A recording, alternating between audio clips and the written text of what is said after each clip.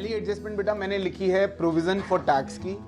Provision for tax को मैंने 3 categories में बांटा है। पहली कैटेगरी कि अगर सिंगल फिगर दी हो टैक्स की, ये कब होता है? ये होता है कि आपको बैलेंस शीट दी है और बैलेंस शीट में प्रोविजन फॉर टैक्स नहीं है, लेकिन एडजस्टमेंट्स में लिखा है प्रोविजन फॉर टैक्स मेड या फिर टैक्स पेड इतना, यानी कि सिंगल फिगर दी हुई है। उस सिंगल फिगर का आप क्या करोगे?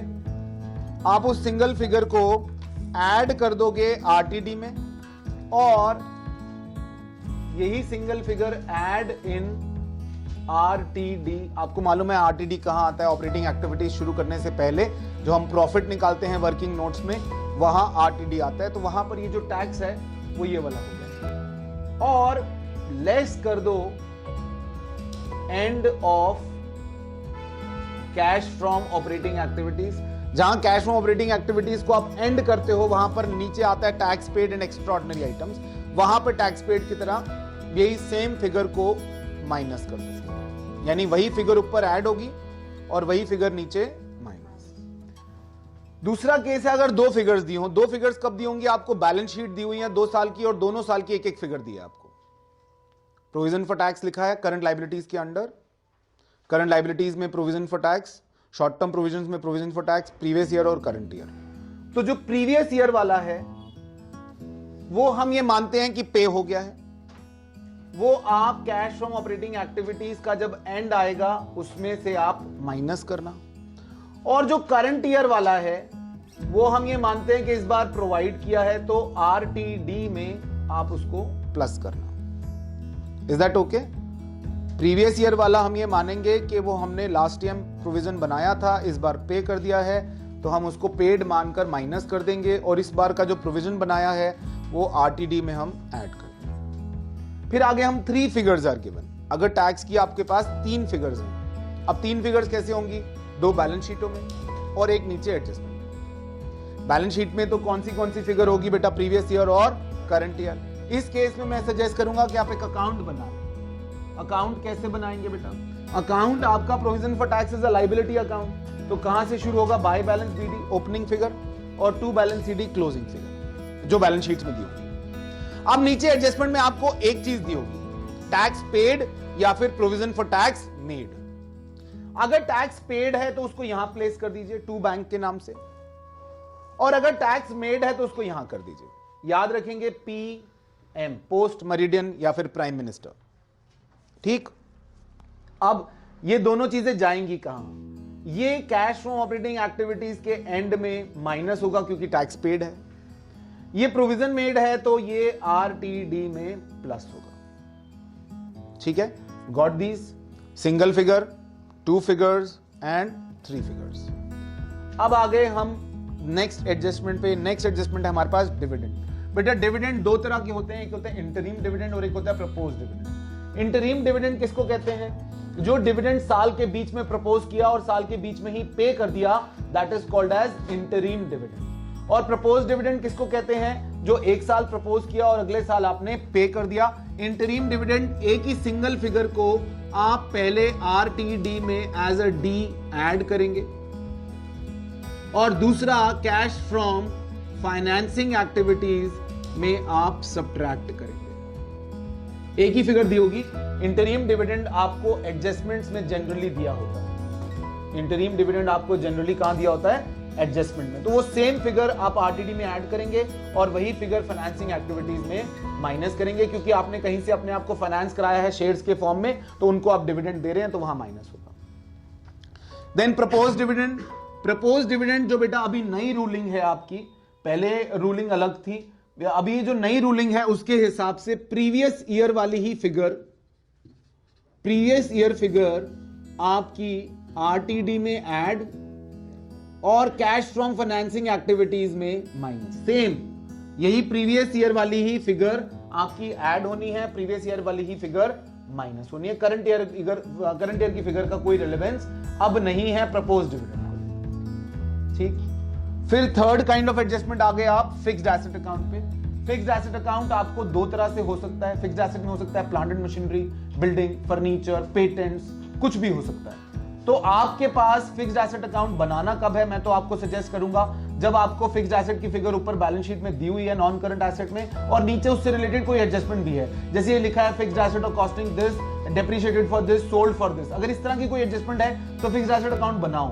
अगर कोई एडजस्टमेंट नहीं है तो फिक्स्ड एसेट अकाउंट बनाने की जरूरत नहीं है आपको। मान लो पिछले साल मशीन थी 10 लाख, इस साल होगी 8 लाख, सिंपल है, 2 लाख की मशीन या तो डेप्रिसिएशन है या बेच दी है, वो क्वेश्चन आपको कहीं ना कहीं हिंट दे देगा, ठीक है।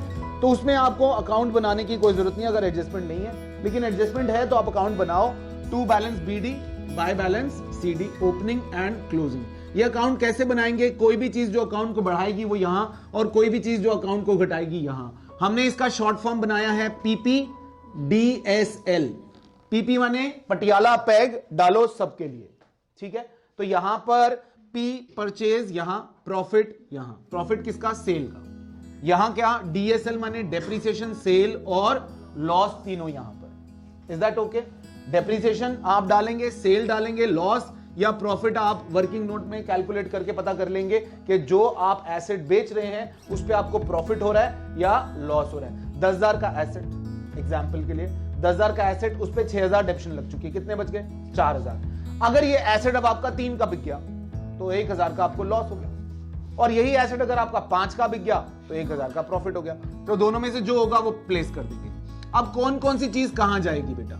ये जो डेप्रीसिएशन है ये कैश फ्रॉम ऑपरेटिंग एक्टिविटीज में ऐड होगी अंडर नॉन ऑपरेटिंग एक्सपेंस। ये सेल है, ये कैश फ्रॉम इन्वेस्टिंग एक्टिविटीज में प्लस होगा क्योंकि आपके पास कैश आ रहा है। ये loss cash from operating activities में ऐड होगा under non operating expenses. Then purchase cash from investing activities में माइनस होगा क्योंकि आपने कहीं पैसा दिया है अगर एसेट परचेज किया तो।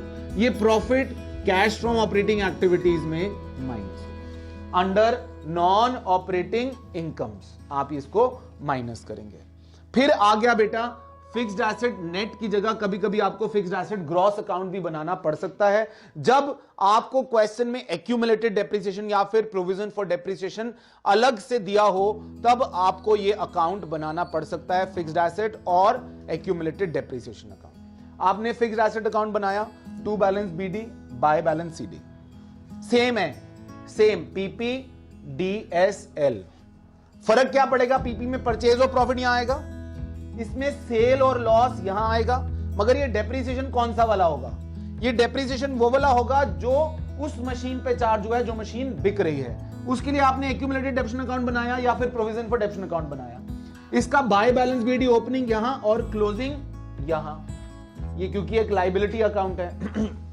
अब जो भी इस एसेट को, इस अकाउंट को बढ़ाएगा वो यहां, और जो अकाउंट को घटाएगा वो यहां। उल्टा है, एसेट अकाउंट से उल्टा है।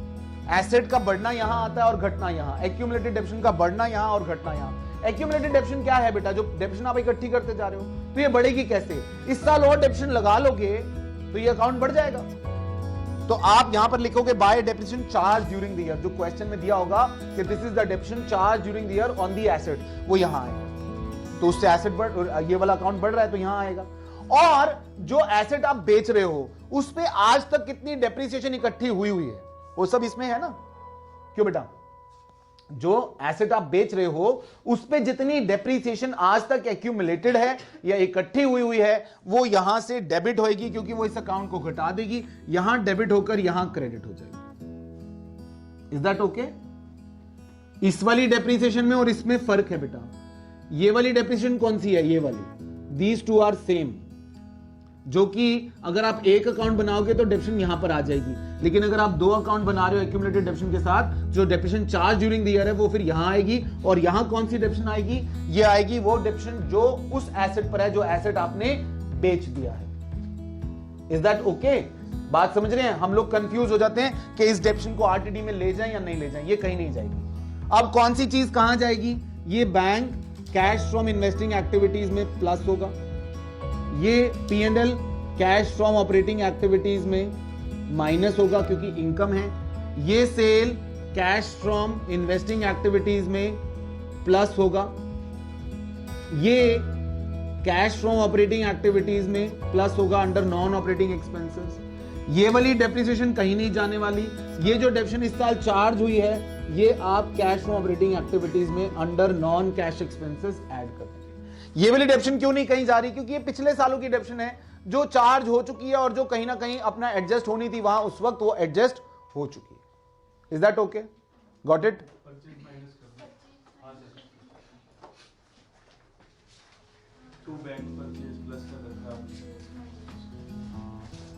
माइनस होगा